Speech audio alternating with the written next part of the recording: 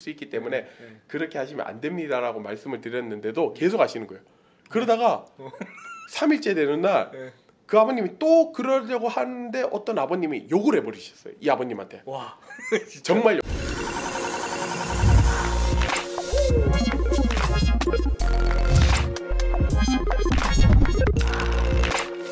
그렇죠. 그리고 또 그분이 만약에 어떤 가족끼리 왔는데 그 아빠나 만약에 엄마가 잊어버렸어. 그러면 네. 그 가족은 다 이제 못하는 거 아니에요? 네. 못하는 거죠. 그래서 근데 예전에 그런 경우도 있었는데 네. 정말 실제로 있었는데 그 가족 중에 엄마가 잊어버리고 네. 다른 분들은 있는데 정말 엄마만 남겨놓고 다른 분들은 여행을 하셨습니다. 예. 예. 왜냐 그러면 어차피 돈을 낸 거기 때문에 그렇다고 엄마 한 명 안 잊어버렸다고 여행을 못하면은 안 되니까 다른 가족이 그래서 다른 가족은 여행을 하고 엄마는 여행을 못하고 가신 적도 있습니다. 실제로. 그러면 그 여행객들이 대부분이 막 한국에서 오신 분들이에요? 아니면은 뭐 서부에서 오시는 분들? 뭐 어떤 분들이 지금 저희가 서부에서도 저희가 아주관광이라는 회사와 저희가 교류가 되어서 서부에서 아주라는 회사의 손님들도 받고요. 그리고 한국에 오시는 손님도 받고 로컬 손님도 받아서 보통 제가 봤을 때는 투어를 버스로 40명을 모시고 나가면 로컬 분들 사시는 분들, 한국 분들, 서부 분들 다 골고루 있지만 그래도 한국에서 들어오신 분들이 제일 많이 있습니다. 그래도 한 60~70%는 한국에서 오시는 분들이 차지한다라고 볼 수 있습니다. 그럼 그분들이 다 일로 워싱턴으로 바로 오시는 분들이에요? 바로 오시는데 그분들도 여행을 위해 오시는 게 아니고 제가 말씀드렸다시피 가족 방문, 친지 방문. 근데 미국에서 살아보시면 아시겠지만 여기에서 가족들 친지 방문했다가 한 3~4일만 있어도 여기는 차 없이 못 돌아다니고 그러다 보니까 너무 힘들어요. 그러면 아들이나 딸이 부모님 힘드니까 여행 한번 가시죠 해서 우리 회사에 신청을 하고 그런 경우들이 제일 많이 있습니다. 네. 근데 여기 예전에 한 2년 전인가 왜 그 시의원들이 와서 한번 갑질한 적 있었잖아요. 네 맞습니다. 네. 그 어떤 여기 저희 이 동구에 있는 여행사요. 네, 뭐 그 가이드 분이 제가 잘 아는 분이고요. 너무 잘 아는 분이고 여기 계시는 분인데 참 안타까운 일이죠. 그런 부분은 이제 어떻게 보면 술이 문제인 케이스인데요. 정말 저는 가이드하면서 그런 일은 없었습니다. 뭐 손님이 때리거나 그런 일은 없는데 손님분들이 이제 본인 마음에 안 들면 한국 정서라는 게 있죠. 한국 문화라는 게 어떻게 보면 내가 갑이고 네가 을인데 왜 너는 내 말 안 들어? 그런데 이 부분이 참 서글플 때가 많이 있습니다. 저도. 그런데 이 미국이란 사회 자체가 갑을을 떠나가지고 저희는 손님으로서 최선을 다하는 거고 손님도 가이드를 존중해 주면은 저희도 손님들을 똑같이 존중해 주면서 같이 즐거운 여행이 될 수가 있는데 간혹 이제 그런 케이스들이 발생을 합니다. 그럴 때 되면 정말 조금 회의감도 들고요. 그리고 누구의 잘잘못을 떠나가지고 정말 일하면서 손님들도 피해를 보겠지만 가이드도 피해를 보는 그런 입장이 되는 거죠. 그래서 거의 없습니다. 거의 없고요. 뭐 저도 7년 일하면서 누가 저한테 욕한 적도 한 번도 없거든요. 아직까지. 그래서 정말 드문 케이스라고 보시면 될 것 같습니다. 그게 또 토론토에서 벌어진 일이라서 미국이 아닌 캐나다에서 벌어진 일이라서 어떻게 보면은 그게 또 다른 나라에서 벌어진 일이잖아요. 그러다 보니까 더욱더 문제가 되었던 부분도 있는 것 같습니다. 하면은 미국인 내에서 벌어지면 안 되는 일이죠. 그거는 있을 수도 없는 일이고요.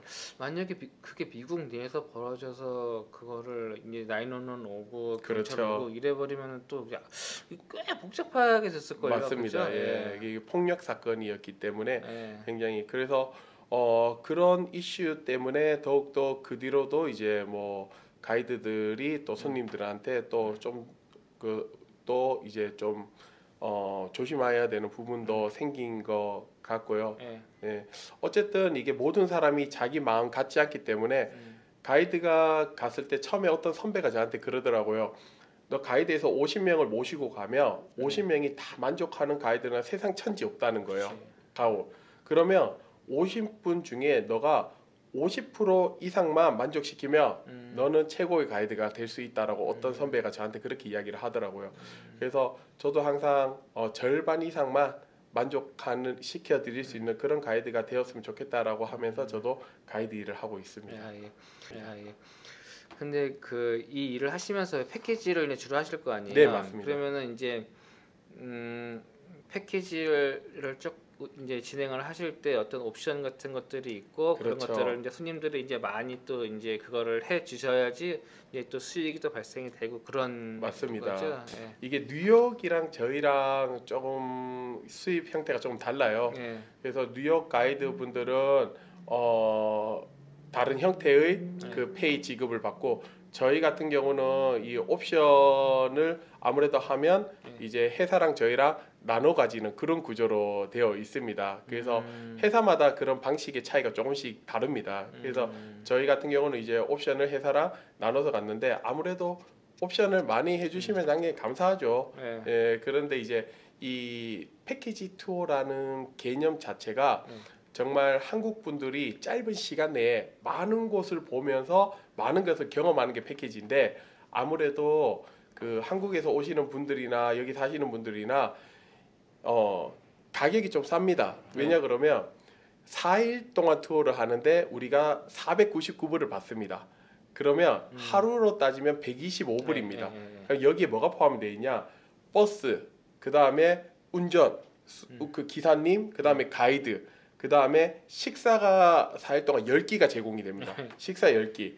거기다가 3박 4일에 그 홈블라우 입장 호텔도 들어갑니다. 그리고 홈블라우 입장료 나이가라 배 타는 거, 그 다음에 엠파이어 스테이트 빌딩 입장료, 그 다음에 그 자유여신상 입장료까지 입장료가 또 3개가 다 들어갑니다. 그런데 125불에 이 모든 것을 다 손님들에게 100% 만족시킬 수 있는 회사는 저는 많지 않다라고 생각을 합니다.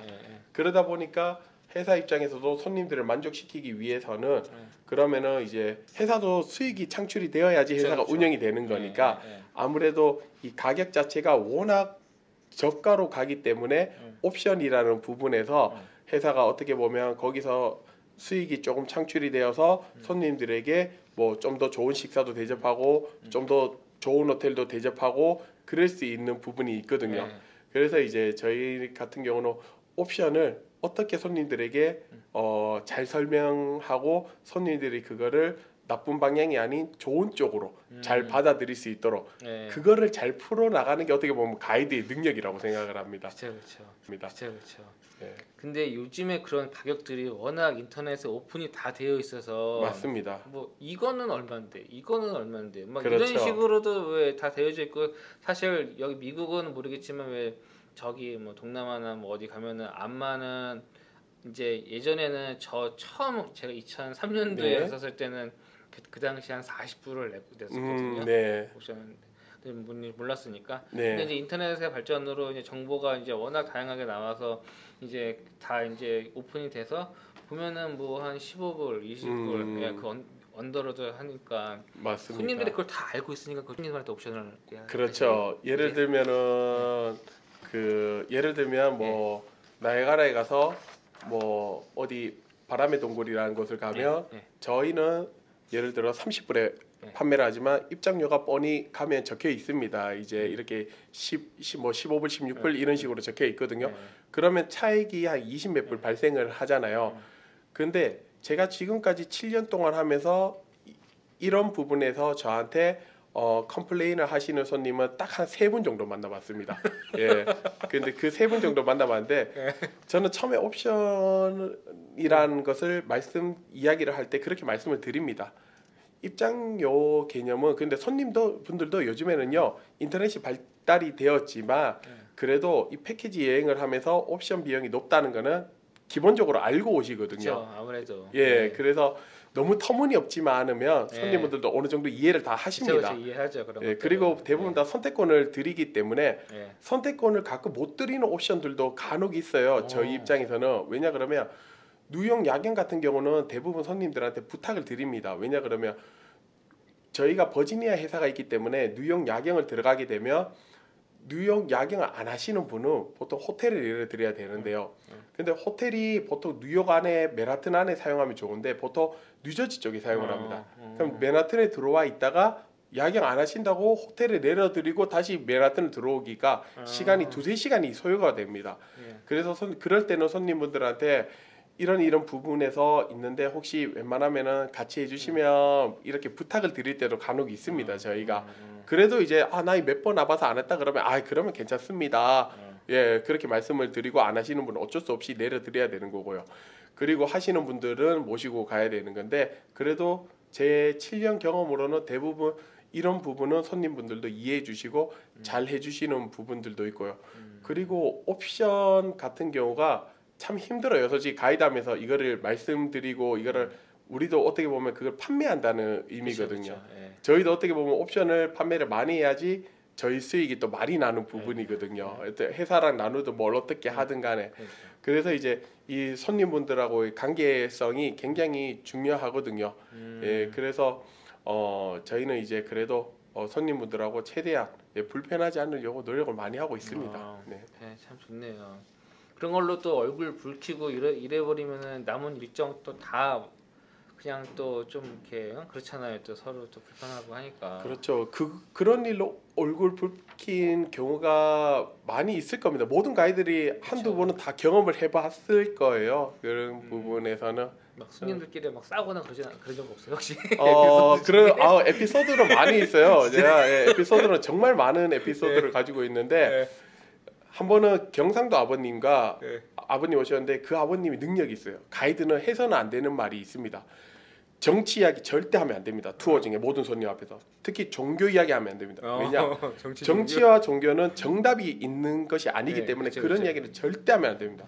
근데 그 경상도 아버님이 너무 대단하신 거예요. 뭐냐 그러면 제가 무슨 이야기를 하면 그거는 어느 대통령 시절이었지. 그거는 무슨 정권의 모선이었지. 정치 이야기부터 시작을 하시는 거예요. 그래서 제가 아버님한테 아버님 이러시면 안 됩니다. 다른 손님들은 아버님하고 생각이 다르신 분들이 계실 수 있기 때문에 그렇게 하시면 안 됩니다라고 말씀을 드렸는데도 계속 하시는 거예요.